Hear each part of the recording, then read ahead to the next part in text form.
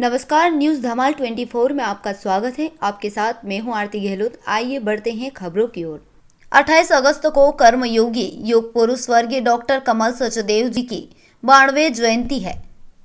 स्वर्गीय डॉक्टर सचदेव जी सिंधी समाज के उन महापुरुषों में से एक है जिनका संपूर्ण जीवन समाज सेवा, राष्ट्र सेवा के प्रति समर्पित था। डॉक्टर की शिक्षा प्राप्त करने के पश्चात डॉक्टर सचदेव जी ने चिकित्सा के माध्यम से गरीबों की सेवा करने का मार्ग चुना। गरीब बस्ती में अपनी क्लिनिक की स्थापना की और गरीबों की सेवा में समर्पित हो गए। 28 अगस्त 1928 को अखंड भारत के सिंध प्रांत के जैकबाबाद नगर में डॉक्टर साहब का जन्म हुआ। विभाजन पश्चात उदयपुरा में आ बसे। बचपन से ही राष्ट्रीय स्वयंसेवक संघ के स्वयंसेवक थे।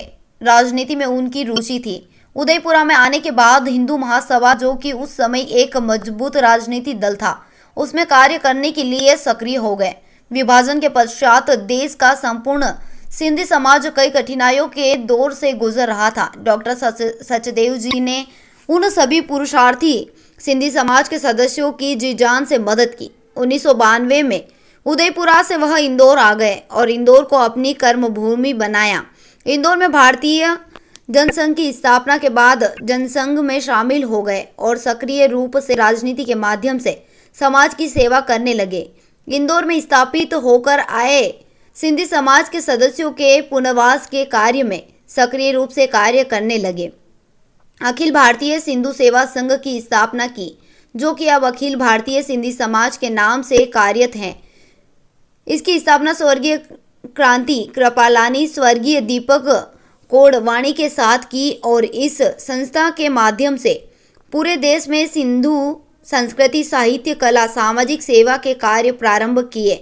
इस संस्था की स्थापना प्रत्येक नगर में की। इस संस्था के माध्यम से सिंधी समाज की आवाज़ पूरे देश में बुलंद की। तत्कालीन प्रधानमंत्री, मुख्यमंत्री तक उनकी समस्याएं पहुंचाई और हल करवाने का पूर्ण प्रयास किया। कई समस्याओं को हल करवाया। सिंधी भाषा को संविधान में मान्यता दिलाने के लिए पूर्व प्रधानमंत्री श्री स्वर्गीय अटल बिहारी वाजपेयी के साथ प्रयास किया। लोकसभा में सिंधी भाषा को मान्यता देने का बिल रखवाया। राज्यसभा सदस्य पूर्व केंद्रीय मंत्री दादा जय रामदास जी दौलत राम के माध्यम से तत्कालीन प्रधानमंत्री स्वर्गीय श्रीमती इंदिरा गांधी को तत्कालीन गृह मंत्री स्वर्गीय श्री गुलजारी लाल नंदा से आग्रह किया कि संविधान में सिंधी भाषा को मान्यता दी जाए।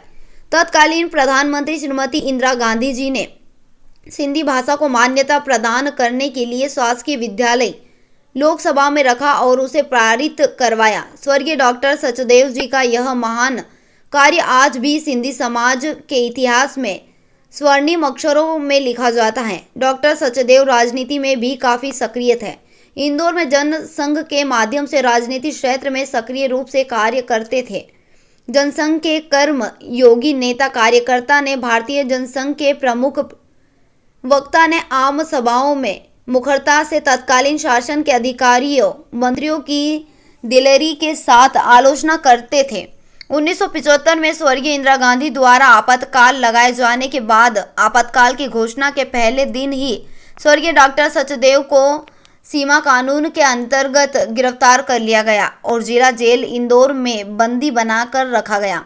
स्वर्गीय डॉक्टर सचदेव को मरणोपरांत लोकतंत्र सेनानी का दर्जा मध्य प्रदेश शासन द्वारा दिया गया और ताम्रपत्र से लोकतंत्र की रक्षा करने पर सम्मानित किया गया है। वहीं स्वर्गीय डॉक्टर कमल सचदेव जी के सम्मान में इंदौर नगर पालिका निगम द्वारा इंदौर के एक महत्वपूर्ण मार्ग अन्नपूर्णा रोड से केसरबाग रोड की ओर जाने वाले अन्नपूर्णा थाने के मार्ग का नाम डॉक्टर कमल सचदेव मार्ग रखा गया है। वहीं अन्नपूर्णा रोड क्रांति कृपलानी नगर के झूलेलाल मंदिर सिंधु भवन के प्रांगण में स्वर्गीय डॉक्टर कमल जी सचदेव जी की प्रतिमा स्थापित की गई है।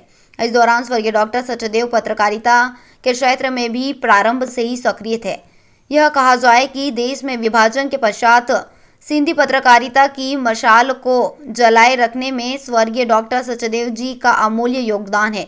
साप्ताहिक मातृभूमि, साप्ताहिक हिंदू भूमि और उसके पश्चात 1975 में सम्राट दाहिर सेन समाचार पत्र की स्थापना की। वर्ष 1995 में सिंधी सभा टाइम्स समाचार पत्र की स्थापना की और निरंतर अपनी लेखनी से समाज को जागृत करने का कार्य अंतिम समय तक करते रहे। इंदौर में जेल से रिहा होने के पश्चात स्वर्गीय डॉक्टर सचदेव जी ने एक महत्वपूर्ण कार्य किया और वह कार्य था गरीब सिंधियों को अपने आवास उपलब्ध करवाना। जय जगत गृह निर्माण सहकारी समिति के अध्यक्ष के रूप में स्वर्गीय डॉक्टर सचदेव जी ने इंदौर में 12 एकड़ की जमीन खरीदकर उस पर क्रांति कृपलानी नगर बसाकर सिंधी समाज के कमजोर वर्ग को नाम मात्र की दर पर प्लाट उपलब्ध करवाया और राज्य सहकारी आवास संघ के माध्यम से कर्ज उपलब्ध करवाकर उनके मकान का निर्माण करवाया। क्रांति कृपलानी नगर की स्थापना की क्रांति कृपलानी नगर में है इंदौर का सबसे बड़ा भव्य मंदिर भगवान झूलेलाल जी का भव्य मंदिर का निर्माण करवाया। सिंधु भवन के नाम से एक कम्युनिटी हॉल का निर्माण कार्य संपन्न करवाया। डॉक्टर साहब जी के जीवन का यह सबसे बड़ा महत्वपूर्ण कार्य था। गरीबों को आवास दिलवाना, भगवान झूलेलाल जी के मंदिर की स्थापना और विशाल सिंधु भवन के निर्माण की स्थापना करवाना। आज डॉक्टर स्वर्गीय कमल सचदेव जी की 92वीं जयंती है। उन्हें विनम्र श्रद्धांजलि और सत नमन। इंदौर से शेखर मालवी की रिपोर्ट। आगे इसी तरह खबरों का सिलसिला जारी रहेगा। जल्द ही मिलते हैं ऐसे ही तमाम देश भर की खबरों को लेकर। अगर आपने अभी तक हमारे YouTube चैनल न्यूज़ धमाल 24 को सब्सक्राइब नहीं किया हो तो अभी नीचे दिए गए रेड कलर के सब्सक्राइब बटन पर क्लिक करके हमारे चैनल न्यूज़ धमाल 24 को सब्सक्राइब करें और साथ ही साथ बेल आइकन भी प्रेस करें ताकि आगे आपको इसी तरह की तमाम खबरों की जानकारी मिलती रहे।